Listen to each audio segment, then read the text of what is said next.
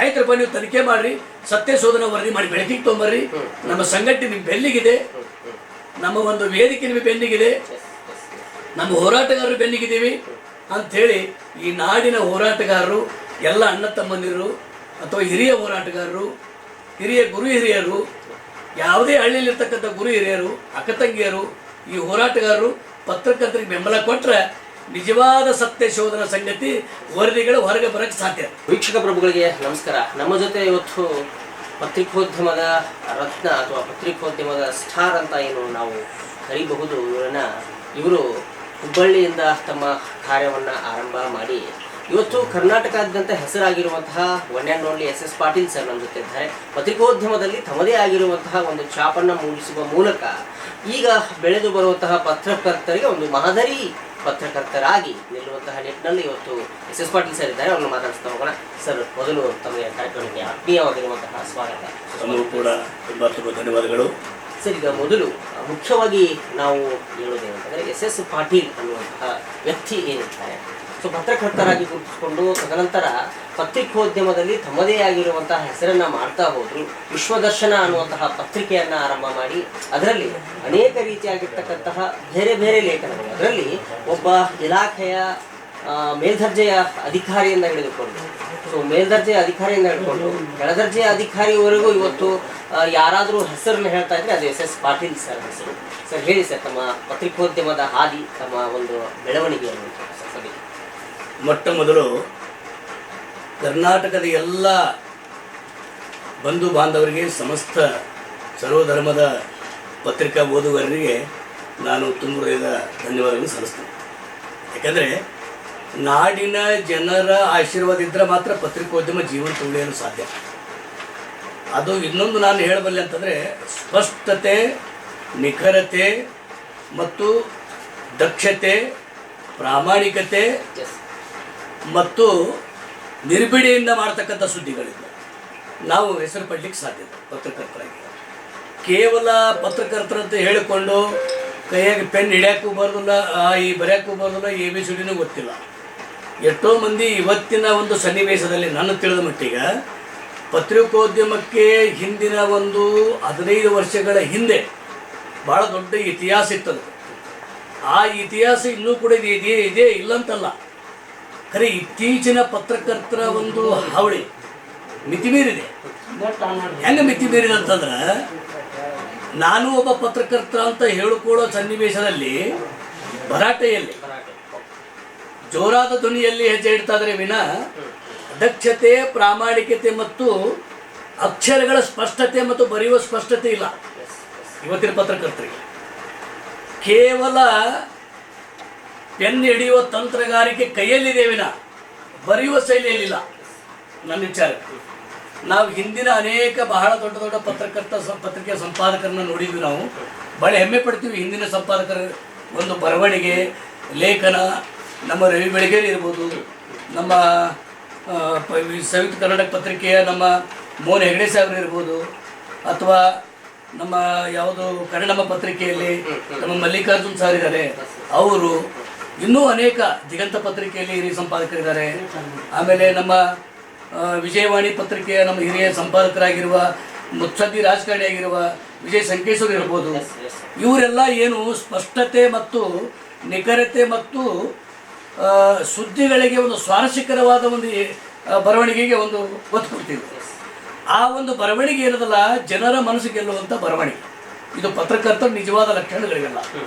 ಹೀಗಾಗಿ ಅಂಥ ಮಹನೀಯರು ನಮಗೆ ಬಹಳ ಉತ್ತಮ ಹೆಜ್ಜೆಗಳನ್ನು ಹಾಕಲಿಕ್ಕೆ ಅಥವಾ ಪತ್ರಕರ್ತರಿಗೆ ಒಳ್ಳೆಯ ಹೆಜ್ಜೆಗಳನ್ನು ತೋರಿಸ್ಕೊಟ್ಟು ಹೋಗಿದ್ದಾರೆ ಅಲ್ವಾ. ಈಗ ಹೋದವರೊಬ್ಬರೇ ಯಾರು, ನಮ್ಮ ರವಿ ಬೆಳಗೇರಿ ಒಬ್ಬರೇ ಈಗ ಹೋದವರು. ಕರ್ನಾಟಕದ ಧೀಮಂತ ಪತ್ರಕರ್ತ ರವಿ ಬೆಳಗೇರಿ ಒಬ್ಬರೇ ಹೋದವರು ನಮಗೆ. ಇನ್ನುಳಿದವರು ಎಲ್ಲರೂ ನಮ್ಮ ಕಣ್ಮುಂದೆ ಇದ್ದಾರೆ ಹಿರಿಯರು. ಅವರ ಆಶೀರ್ವಾದದೊಂದಿಗೆ ತಗೊಂಡು ಅವರಂಥ ಒಂದು ನಿಖರ ಬರವಣಿಗೆ, ಅವರಂಥ ಪತ್ರಿಕಾ ಶೈಲಿಗಳು, ಪತ್ರಿಕಾ ರಂಗದಲ್ಲಿ ಮಾತಾಡುವಂಥ ಶೈಲಿಗಳು, ಅಧಿಕಾರಿಗಳಿಗೆ ನಡೆದುಕೊಳ್ಳುವಂಥ ರೀತಿ ನೀತಿಗಳು. ಈಗ ಕೆಲವೊಬ್ಬರು ಏನು ಮಾಡ್ತಾರೆ, ಪತ್ರಕರ್ತರು ಅಂತ ಹೇಳಿ ಅಧಿಕಾರಿಗಳಿಗೆ ಧಮಕಿ ಕೊಡುವುದು, ಸರಾಯಿ ಕೊಡೋದು, ಮಾತಾಡೋದು, ಅಸಭ್ಯವಾಗಿ ನಡ್ಕೊಳ್ಳೋದು, ಎದಿ ಮೇಗೊಂದು ಚಸ್ಮಾ ಸಿಗಿಸೋದು, ತಲೆ ಮೇಗೊಂದು ಚಸ್ಮಾ ಸಿಗಿಸೋದು, ಇವೆಲ್ಲ ಪತ್ರಕರ್ತರ ಅವಲಕ್ಷಣಗಳಿವೆ. ಶುಭ ಲಕ್ಷಣ, ಪತ್ರಕರ್ತರಿಗೆ ಶುಭ ಲಕ್ಷಣಗಳು ಹೆಂಗಿರ್ಬೇಕಂದ್ರೆ, ನಿಮ್ಮ ಮೈಯಾಗ ಒಂದು ಸ್ವಲ್ಪ ಅಂಗಿ ಹರಿದಿದ್ರು ಪರವಾಗಿಲ್ಲ, ಸ್ವಚ್ಛತವಾಗಿ ಆ ಸ್ವಚ್ಛವನ್ನು ಬಟ್ಟೆ ತೊಳ್ಕೊಂಡು ನಿಖರ್ ಚಂದ ಇಸ್ತ್ರಿ ಹೊಡೆದು ಶುಭ್ರವಾಗಿ ಸ್ನಾನ ಮಾಡಿಕೊಂಡು ಅರ್ಬಿ ಹಾಕೊಂಡ್ಬಿಟ್ರೆ ಅದೇ ಪತ್ರಕರ್ತರ ಒಂದು ಲಕ್ಷಣ. ಎದಿ ಒಂದು ಪೆನ್ ಕಾಯಂ ಸಿಗಿಸ್ಬೇಕು, ಅವನ ಮಕ್ಕದ ಮ್ಯಾಗ ಒಂದು ಕಳ ಇರಬೇಕು. ಹೌದಾ? ಏನಿಲ್ಲ, ಹಣಿಗೆ 16 ಗಂಟೆ ಹಾಕೊಂಡು ಕಂಟು ಮಠ ಸರಾಯಿ ಕುಡಿದು ಮಾರಿಗೆ ಒಂದು ಎತ್ತರ ಪತ್ರ ಒಂದು ಕ್ಯಾಪ್ ಹಾಕೊಂಡು ಎದಿಗೆ ಒಂದು ಚಸ್ಮಾ ಸಿಗ್ಕೊಂಡು ಹುಚ್ಚರು ನಮ್ಮನೆ ಅಡ್ಯಾಡ್ತಾರೆ ಕಾಲಾಗ ಹತ್ತು ಚಪ್ಪಲ್ ಹಾಕೊಂಡು. ಇದು ಪತ್ರಕರ್ತರ ಲಕ್ಷಣ ಅಲ್ಲ. ಪತ್ರಿಕಾರಂಗ ಎಂಥದಂತಂದರೆ ಇಡೀ ಸಂವಿಧಾನವೇ, ಭಾರತದ ಸಂವಿಧಾನವೇ ಎತ್ತಿಡಿಯುವಂಥ ರಂಗ ಪತ್ರಿಕಾರಂಗ. ಎಲ್ಲ ಸಮಾಜಗಳನ್ನು, ಎಲ್ಲ ಧರ್ಮಗಳನ್ನು, ಎಲ್ಲ ಜಾತಿಗಳನ್ನು ಸಮಾನತೆಯಿಂದ ಕೊಂಡೊಯ್ಯುವುದೇ ಪತ್ರಿಕಾರಂಗದ ಮೂಲ ಉದ್ದೇಶ. ಹೌದಾ? ನಾವು ಯಾವುದೇ ಜಾತಿಗಳಿಗೆ ವೈಷಮ್ಯ ಬೀಜ ಬಿತ್ತಿ ಅಥವಾ ಯಾವುದೇ ಧರ್ಮಕ್ಕೆ ಚ್ಯುತಿ ತರುವಂಥ ಕೆಲಸ ಮಾಡಿ ಅಥವಾ ಯಾವುದೇ ವ್ಯಕ್ತಿಗತವಾಗಿ ತ್ಯಜೋವಧೆ ಮಾಡುವುದು, ಯಾವನೋ ಮಲ್ಲಪ್ಪ ಹೇಳ್ತಾನಂತೆ ಕಲ್ಲಪ್ಪನ ಸುದ್ದಿ ಮಾಡೋದು, ಯಾವನೋ ಒಂದು 10,000 ಕೊಡ್ತಾನಂತೇಳಿ ಅವನ ಮಾತು ಕೇಳ್ಕೊಂಡು ಇನ್ನೊಂದು ಕಡೆ ಸುದ್ದಿ ಮಾಡೋದು, ಇಂಥ ಘಟನೆಗಳು ಪತ್ರಿಕಾರಂಗದಲ್ಲಿ ನಡಿಬಾರ್ದು. ಸರ್, ಮುಖ್ಯವಾಗಿ ಪತ್ರಕರ್ತರಲ್ಲಿ ಒಂದು ಪ್ರಶ್ನೆ ಕಾಡುತ್ತೆ. ನಾನು ಎಡಪಂಥೀಯನಾಗಿರ್ಬೇಕಾ ಅಥವಾ ಬಲಪಂಥೀಯನಾಗಿರ್ಬೇಕಾ ಅಥವಾ ಮಧ್ಯಪಂಥೀಯನಾಗಿರ್ಬೇಕಾ ಅನ್ನೋಂಥದ್ದು ಇದೊಂದು ಜಿಜ್ಞಾಸೆಯಾಗಿ ಉಳಿದಿರುವಂಥದ್ದು ಪತ್ರಕರ್ತ. ನೀವು ಹೇಳಿದ್ರಲ್ಲ ಈಗ ಎಡಪಂಥಿ, ಬಲಪಂಥಿ, ಮಧ್ಯಪಂಥಿ, ಇವ್ಯಾವ ಪಂಥಿಗಳು ನೀವು ಮಾಡೋದು ಬೇಕಾಗಿಲ್ಲ. ಸಮಾನತೆಯ ಪಂಥಿಯಲ್ಲಿ ಹೆಚ್ಚಿಟ್ಬಿಟ್ರೆ ಅದೇ ಉತ್ತಮವಾದ ಪತ್ರಿಕಾರಂಗಕ್ಕೆ ಒಂದು ಕಳಸ, ಅತ್ಯಂತ ಉತ್ತಮವಾದ ಕಳಸ. ನೀವು ಎಡಪಂಥಿ, ಮಧ್ಯಪಂಥಿ, ಇನ್ನೊಂದು ಪಂಥಿ ಇವೆಲ್ಲ ತೆಗೆದುಬಿಡ್ರಿ, ಬಲಪಂಥಿ ಬೇಡ. ಸಮಾನತೆಯ ಸಮೃದ್ಧಿಗಾಗಿ ಕೆಲಸ ಮಾಡ್ತಕ್ಕಂಥ ಪತ್ರಕರ್ತರಾಗ್ಬಿಟ್ರೆ ಅದೇ ಒಂದು ಪತ್ರಿಕಾರಂಗೆ ದೊಡ್ಡ ಕಳಸ ಇದ್ದಂಗೆ. ಗುಡಿ ಮೇಗಿನ ಹೆಂಗೆ ಕಳಸ ಇರ್ತದಲ್ಲ ಹಂಗೊಂದು ಕಳಸ ಇದ್ದಂಗೆ. ನೀವು ಎಡಪಂಥಿ ಅಂತೇಳಿ ಇನ್ನೊಬ್ರನ್ನ ಬೇರೆ ದೃಷ್ಟಿ ನೋಡೋದು, ಬಲಪಂಥಿ ಅಂತೇಳಿ ಇನ್ನೊಂದು ಬೇರೆ ದೃಷ್ಟಿ ನೋಡೋದು, ಮಧ್ಯಪಂಥಿ ಅಂತೇಳಿ ಇನ್ನೊಬ್ರು ಬೇರೆ ದೃಷ್ಟಿ ನೋಡೋದು, ಮೇಲ ವರ್ಗದವ್ರನ್ನ ಬೇರೆ ನೋಡೋದು, ಕೆಳವರ್ಗದವ್ರು ಬೇರೆ ನೋಡೋದು, ಇದು ಪತ್ರಿಕಾರಂಗದ ಶುಭ ಲಕ್ಷಣಗಳಲ್ಲ, ಅಶುಭ ಲಕ್ಷಣಗಳು. ಪತ್ರಿಕಾರಂಗ ಅಂದ್ರೆ ಏನು? ಈಗ ಒಂದು ಸಂಘಟನೆಗಳು ಸಂವಿಧಾನಬದ್ಧವಾಗಿ 1960 ಆಕ್ಟ್ ಪ್ರಕಾರ ಉಪನೋಂದಣಿ ಮಾಡಿಕೊಂಡು ಸಂಘಟನೆಗಳು ಮಾಡ್ತಾರೆ. ಹೌದಾ? ನಮ್ಮದೇ ಆದಂಥ 1867 ಆಕ್ಟ್ ಪ್ರಕಾರ ಪತ್ರಿಕಾರಂಗ ನೋಂದಣಿ ಆಗ್ತದೆ. ಭಾರತ ಸರ್ಕಾರದ ವಾರ್ತಾ ಇಲಾಖೆಯಲ್ಲಿ ಅರಣ್ಯ ಡಿಪಾರ್ಟ್ಮೆಂಟ್ ಕೊಡ್ತಾರೆ. ಹೌದಾ? ಈಗ ನಮ್ಮ PRGI ಅಂತ ಬಂದಿದೆ. ಈಗ PRGI ಈ ಡಿಪಾರ್ಟ್ಮೆಂಟ್ ಬಂದಿದೆ, ಅರಣ್ಯ ಡಿಪಾರ್ಟ್ಮೆಂಟ್ ಬದಲಾಗಿದೆ. ಈಗ ಇಷ್ಟಾಗಿ ಏನು ಮಾಡಿದೆ ಅಂತಂದರೆ ಭಾರತ ಸರ್ಕಾರದ ಮೋದಿ ಗೌರ್ಮೆಂಟ್ ಬಂದ ಮೇಲೆ ಪತ್ರಿಕಾರಂಗಕ್ಕೆ ತನ್ನದೇ ಆದ ಒಂದು ಶ್ರೇಷ್ಠತೆಯನ್ನು ಕೊಟ್ಟಿದ್ದಾರೆ. ಈ ಪತ್ರಿಕಾರಂಗದಲ್ಲಿ ಹೇಗಾಗಿದೆ ಅಂತಂದರೆ ನಿಜವಾದ ಪತ್ರಕರ್ತರು ಯಾರು ಅಥವಾ ಬರವಣಿಗೆ ಇಲ್ಲದವರು ಅಥವಾ ಇದ್ದವರು ಯಾರು ಅನ್ನೋದೇ ಗುರುತಿಸೋದು ಕಷ್ಟ ಆಗಿದೆ ಈ ಪರಿಸ್ಥಿತಿಯಲ್ಲಿ. ಒಂದು ಏನ್ಬೇಕಂದ್ರೆ ಈ ಸಮಾಜ, ಈ ನಾಡಿನ ಜನತೆ ಉತ್ತಮ ಪತ್ರಕರ್ತರನ್ನ ಗುರುತಿಸುವಂಥ ಕೆಲಸನೂ ಕೂಡ ಮಾಡ್ತಾ ಇಲ್ಲ. ಪತ್ರಕರ್ತರ ಅಂತ ಕೂಡ ಯಾರೋ ಒಬ್ಬ ತಪ್ಪು ಮಾಡ್ಯಾನ ಅಂತ ಕೂಡ ಎಲ್ಲರಿಗೂ ಬೈದು. ಎಲ್ಲರೂ ಪತ್ರಕರ್ತರು, ಯಾರು ಮೂರ್ಖರಲ್ಲಿ, ಎಲ್ಲರೂ ವಿದ್ಯಾವಂತರೇ ಇಲ್ಲಿ.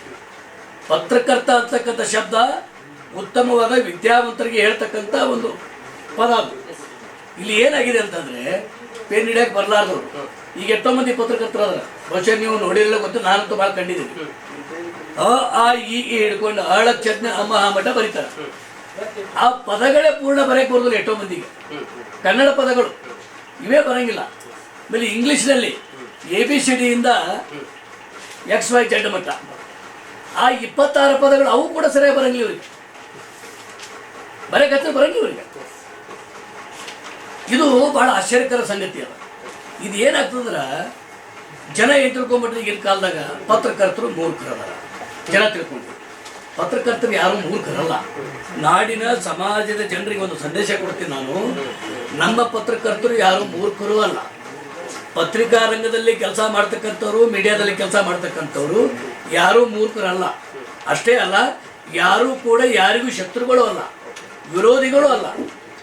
ಸಮಾಜವನ್ನು ತಿದ್ದುವಂಥ ಕೆಲಸ ಪತ್ರಕರ್ತರು ಮಾಡ್ತಾರೆ ವಿನ ಸಮಾಜವನ್ನು ಒಡಿಕೆಗಾಗಿ ಯಾರು ಕೆಲಸ ಮಾಡಿಲ್ಲ, ಹೊಡೆಯುವಂಥ ಕೆಲಸ ಯಾರು ಮಾಡಿಲ್ಲ. ಇರ್ಬೋದು, ಇಲ್ಲಂತಲ್ಲ, ಕೆಲವೊಂದು ಜನ ಆದರೂ ಇಲ್ಲಂತಲ್ಲ, ಹಾಗೂ ಕೂಡ ಇದ್ದಾರೆ. ಆದರೆ 95% ನಮ್ಮ ನಿಷ್ಪಕ್ಷಪಾತ, ಪ್ರಾಮಾಣಿಕತೆ, ದಕ್ಷತೆಗೆ ಬೆಲೆ ಕೊಡುವಂಥ ಪತ್ರಕರ್ತರು ಈಗೂ ಅದಾರ ಅಂತ ಹೇಳಿದ್ರು ಈ ಸಮಾಜ ಒಳ್ಳೆ ದಾರಿಯಲ್ಲಿ ಸಾಕ್ತಾ ಇದೆ. ಸರ್ ಇನ್ನೊಂದು ಏನಂದ್ರೆ ಬಹುತೇಕ ಪತ್ರಕರ್ತರಲ್ಲಿ ತನಿಖಾ ಪತ್ರಿಕೋದ್ಯಮಗಳು ಮಾಯವಾಗ್ತಾ ಇದೆ.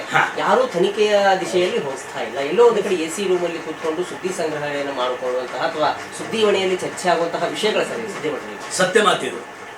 ತನಿಖಾ ವರದಿ ಈಗಿನ ಕಾಲದಲ್ಲಿ ಸತ್ಯವಾಗಿ ಮಾಯ ಆಗ್ತಾ ಇತ್ತು ಅಂತಕ್ಕಂಥದ್ದು ನಿಮ್ಮ ನೋವಿನ ಸಂಗತಿ, ನಿಮ್ಮದು ಒಳ್ಳೆ ಮಾತು. ಕಾರಣ ನಾನು ಹೇಳ್ತೀನಿ, ಅದು ಯಾಕೆ ಮಾಯ ಆಗ್ತಾ ಇದೆ ಅಂತ.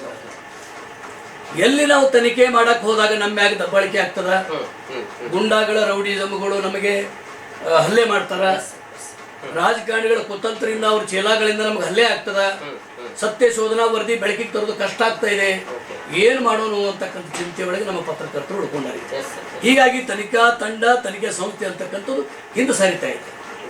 ಈಗ ನೋಡಿ, ಈಗ ನಮ್ಮ ಲೋಕಾಯುಕ್ತ ಸಂಸ್ಥೆ ಅದು ಕೂಡ ತನಿಖಾ ಸಂಸ್ಥೆ ಇದ್ದಂಗೆ, CBI ಅದು ಕೂಡ ತನಿಖಾ ಸಂಸ್ಥೆ ಇದ್ದಂಗೆ, CID ಅದು ಕೂಡ ತನಿಖಾ ಸಂಸ್ಥೆ ಇದ್ದಂಗೆ.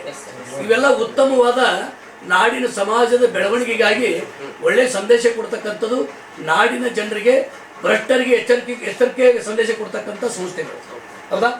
ಅಂಥ ಪ್ರಾಮಾಣಿಕ ಸಂಸ್ಥೆಗಳ ಮೇಲೆ, ಪ್ರಾಮಾಣಿಕ ಅಧಿಕಾರಿಗಳ ಮೇಲೆ ಇವತ್ತಿನ ಕಾಲದಲ್ಲಿ ಅಲ್ಲಲ್ಲಿ ದಬ್ಬಾಳಿಕೆ, ಪುಂಡರ ರೌಡಿಗಳ ಹಲ್ಲೆ ನಡೀತಾ ಇದೆ. ಇದು ಬಹಳ ದುರಂತದ ಸಂಗತಿ. ಯಾಕಂದರೆ ಅಂಥ ಒಂದು ದಿಟ್ಟ ಸಮಾಜದ ವ್ಯಕ್ತಿಗಳು, ಸಮಾಜ ತಿದ್ದುವಂಥ, ಸಮಾಜ ದಾರಿಗೆ ತರುವಂಥ ಈ ಏನು ಪ್ರಮುಖ ಸಂಸ್ಥೆಗಳದಲ್ಲ, ಇದ್ರ ಮೇಲೆ ನಾವು ಸಂಶಯ ಪಡೋದು, ಮೇಲಾಗಿ ದಬ್ಬಾಳಿಕೆ ಮಾಡೋದು, ಹಲ್ಲೆ ಮಾಡೋದು ಭಾಳ ದುರಂತ ಅದ. ಇದಕ್ಕೆ ನಮ್ಮ ಸಾರ್ವಜನಿಕರು ಬೆಂಬಲವಾಗಿ ನಿಂತರ ನಮ್ಮ CBI ಇರ್ಬೋದು, CID ಇರ್ಬೋದು, ಲೋಕಾಯುಕ್ತರು ಇರ್ಬೋದು, ಅವ್ರಿಗೊಂದು ಬಲ ಬಂದಂಗೆ ಆಗ್ತದೆ. ಅವರಿಗೆ ಬಲ ಬಂತಂದ್ರೆ ನಮ್ಮ ಪತ್ರಕರ್ತರಿಗೆ ಕೂಡ ಆನೆ ಬಲ ಬಂದಂಗೆ ಆಗ್ತದೆ. ಇಷ್ಟು ನಾ ಹೇಳಬಲ್ಲೆ. ಹೀಗಾಗಿ ತನಿಖಾ ಸಂಸ್ಥೆಗಳು ನಡಿಬೇಕಾದ್ರೆ ಇದು ನಾಡಿನ ಸಾರ್ವಜನಿಕರ ಬೆಂಬಲ ಬಹಳ ಅವಶ್ಯ. ಆಯ್ತರಪ್ಪ, ನೀವು ತನಿಖೆ ಮಾಡ್ರಿ, ಸತ್ಯ ಶೋಧನಾ ವರದಿ ಮಾಡಿ ಬೆಳಕಿಗೆ ತೊಗೊಂಬರ್ರಿ, ನಮ್ಮ ಸಂಘಟನೆ ನಿಮ್ಮ ಬೆನ್ನಿಗಿದೆ, ನಮ್ಮ ಒಂದು ವೇದಿಕೆ ನಿಮ್ಮ ಬೆನ್ನಿಗಿದೆ, ನಮ್ಮ ಹೋರಾಟಗಾರರು ಬೆನ್ನಿಗಿದ್ದೀವಿ ಅಂಥೇಳಿ ಈ ನಾಡಿನ ಹೋರಾಟಗಾರರು, ಎಲ್ಲ ಅಣ್ಣ ತಮ್ಮಂದಿರು ಅಥವಾ ಹಿರಿಯ ಹೋರಾಟಗಾರರು, ಹಿರಿಯ ಗುರು ಹಿರಿಯರು, ಯಾವುದೇ ಹಳ್ಳಿಯಲ್ಲಿರ್ತಕ್ಕಂಥ ಗುರು ಹಿರಿಯರು, ಅಕ್ಕ ತಂಗಿಯರು, ಈ ಹೋರಾಟಗಾರರು ಪತ್ರಕರ್ತರಿಗೆ ಬೆಂಬಲ ಕೊಟ್ಟರೆ ನಿಜವಾದ ಸತ್ಯ ಶೋಧನಾ ಸಂಗತಿ ವರದಿಗಳು ಹೊರಗೆ ಬರೋಕ್ಕೆ ಸಾಧ್ಯ.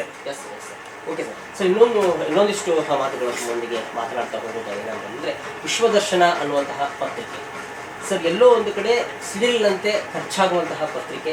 ಸೊ ಬಹುತೇಕ ಅಧಿಕಾರಿಗಳು ಪತ್ರಿಕೆಯನ್ನು ಮೆಚ್ಚಿಕೊಂಡಿದ್ದಾರೆ.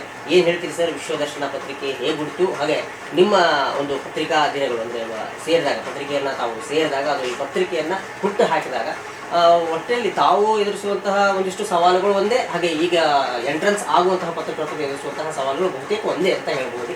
ಸರ್ ಏನು ಸವಾಲುಗಳಿದೆ ಪತ್ರಕರ್ತರಿಗೆ, ಹಾಗೆ ನಿಮ್ಮ ವಿಶ್ವದರ್ಶನ ಪತ್ರಿಕೆಯ ಸ್ಟಾರ್ಟಿಂಗ್ ಡೇಸನ್ನು ಹೇಳೋದಾದ್ರೆ ಸರ್? ಈಗ ನೋಡಿ, ಪ್ರಪ್ರಥಮವಾಗಿ ನಾನು ಹೇಳಬೇಕಾದ್ರೆ ಸುಮಾರು ನಾನೀಗ ಪತ್ರಿಕಾ ರಂಗದಲ್ಲಿ ಬಂದು 20 ವರ್ಷಗಳ, ಅಧಿಕೃತವಾಗಿ ಕಾಲಿಟ್ಟು ಸುಮಾರು 10 ವರ್ಷಗಳ ಅಧಿಕೃತವಾಗಿ ಅಂದರೆ ನನ್ನದೇ ಸಂಸ್ಥೆ ಸ್ಟಾರ್ಟ್ ಮಾಡಿ. ಪ್ರಾರಂಭದಲ್ಲಿ ಕರ್ನಾಟಕ ದರ್ಶನ ಅಂತಕ್ಕಂಥ ಪತ್ರಿಕೆಯಿಂದ ನಾನು ಬೆಳಕಿಗೆ ಬಂದೆ, ಸಾಕಷ್ಟು ಪ್ರಕೃತಿ ಸುದ್ದಿಗಳನ್ನು ಮಾಡಿದ್ದೆ. ಇಲ್ಲಿ ಏನಾಯ್ತು, ನಾ ಮಾಸಪತ್ರಿಕೆಯನ್ನು ಬಿಟ್ಟು ದಿನಪತ್ರಿಕೆಗೆ ಬರಲಿಕ್ಕೆ ಕಾರಣವೂ ಒಂದಿದೆ, ಇದು ಪ್ರಬಲವಾದ ಕಾರಣ. ಈಗ ನಮ್ಮ ಪತ್ರಿಕಾ ರಂಗದಲ್ಲಿ ಒಂದು ಕರ್ನಾಟಕ ಕಾರ್ಯನಿರತ ಪತ್ರಕರ್ತರ ಸಂಘ ಇದೆ.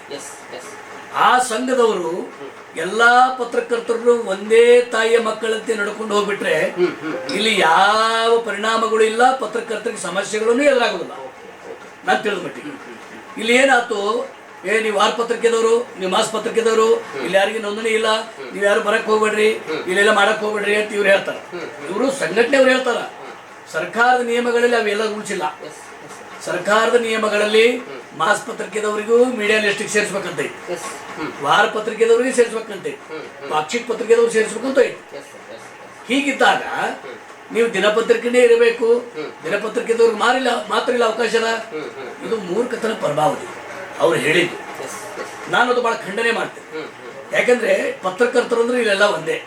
ಇಲ್ಲಿ ಪತ್ರಕರ್ತರು ಯಾರು ಶ್ರೀಮಂತ ವರ್ಗದವರಿಲ್ಲ.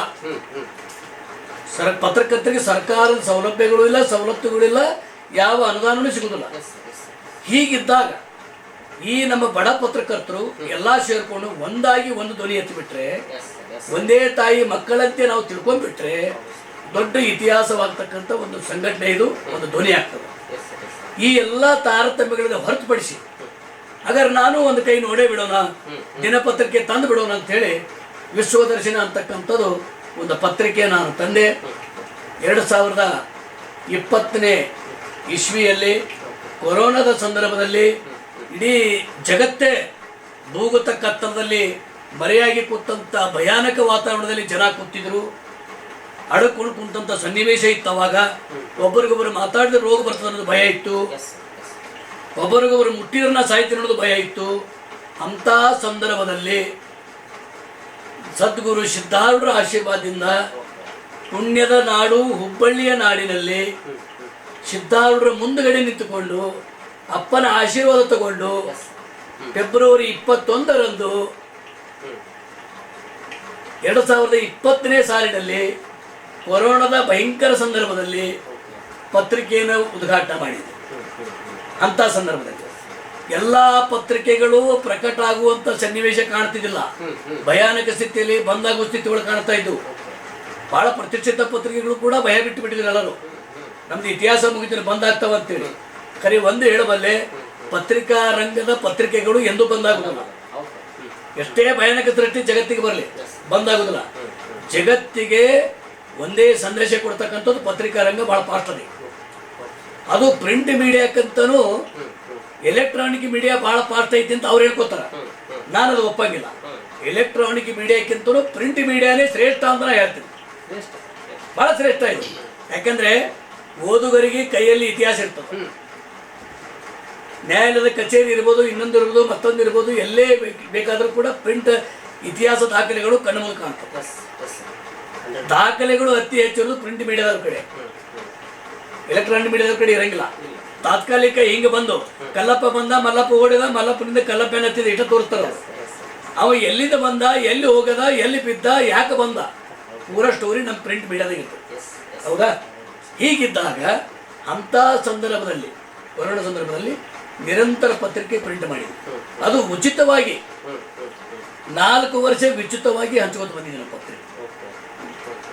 ಈಗಾದರೂ ಕೂಡ ಇಂಥ ಸನ್ನಿವೇಶದಲ್ಲಿ, ಕಷ್ಟ ಕಾಲದಲ್ಲಿ ಪತ್ರಿಕಾ ನಡೆಸೋದು ಅಷ್ಟು ಸರಳ ಅಲ್ಲ. ಭಾಳ ಕಷ್ಟ ಕಾಲಿದೆ.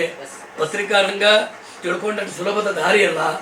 ಇದು ಸಾವಿನ ದವಡೆಯಲ್ಲಿ ಹೋಗುವಂಥ ದಾರಿ ಇದು ಪತ್ರಿಕಾ ರಂಗ. ಹೀಗಾಗಿ ಇದನ್ನು ಹೆದರುವಂಥ ಮಾತಿಲ್ಲ. ಸಂವಿಧಾನದ 4ನೇ ಅವಿಭಾಜ್ಯ ಅಂಗ ನಾವೆಲ್ಲರೂ ಒಂದಾಗಿ ಶ್ರೇಷ್ಠತೆಯಿಂದ ಕೆಲಸ ಮಾಡಿಬಿಟ್ರೆ ನಿಜವಾಗಲೂ ಯಾರಿಗೂ ಕೂಡ ಪತ್ರಕರ್ತರಿಗೆ ಭಯ ಇಲ್ಲ. ಪತ್ರಕರ್ತರಿಗೆ ಭಯ ಹುಟ್ಟಿದ್ದೇ ಪತ್ರಕರ್ತರಿಂದನೇ. ಪತ್ರಕರ್ತರಿಗೆ ಭಯ ಹುಟ್ಟಿದ್ದು ಪತ್ರಕರ್ತರಿಂದನೇ ಭಯ ಹುಟ್ಟಿದ್ದು. ಯಾಕಂದ್ರೆ ಇವತ್ತು ನೀವು ಅದಿರಿ, ಉದಾಹರಣೆಗೆ ನನ್ನ ಕಡೆ ಬಂದಿದ್ದೀರಿ ಎಂಟ್ರಿ ತೊಳಕ, ನೀವು ಒಬ್ಬ ನಮ್ಮ ಪತ್ರಕರ್ತರು. ಈಗ ವಿಡಿಯೋ ಮಾಡ್ತಕ್ಕಂಥ ನಮ್ಮ ಪತ್ರಕರ್ತರು ಅವರು ನಮ್ಮವರೇ, ಇಲ್ಲ ಬಾಜು ಕುಂತದ ಪತ್ರಕರ್ತರು ಅವರು ನಮ್ಮವರೇ. ನೀವೆಲ್ಲ ನಮ್ಮವರು ಅಂತ ನಾ ತಿಳ್ಕೊಂಡ್ಬಿಟ್ರೆ ಇಲ್ಲಿ ಯಾವುದು ಭಯ ಇಲ್ಲ. ನೀವು ಬಂದವ್ರು 4 ಮಂದಿ ಒಳಗೆ ನೀವು ಇಬ್ರು ನಮ್ಮವ್ರು ಅಲ್ಲ, ನೀವು ಇಬ್ರು ನಮ್ಮವ್ರು ಅಂತ ತಿಳ್ಕೊಂಡ್ಬಿಟ್ರೆ ಆ ಇನ್ನು ಉಳಿದವ್ರಿಗೆ ಭಯ ಹುಟ್ಟಾಗ್ತದೆ. ಅದಕ್ಕೆ ಕಾರಣ ಏನು? ನಾನೇ ಭಯ ಹುಟ್ಟಾಕದಂಗೆ ನೀವು ನಮ್ಮವ್ರು ಅಂತ ಎಲ್ಲರನ್ನ ಅಪ್ಕೊಂಡ್ಬಿಟ್ರೆ ಅಲ್ಲಿ ಯಾವುದು ಭಯ ಇಲ್ಲ.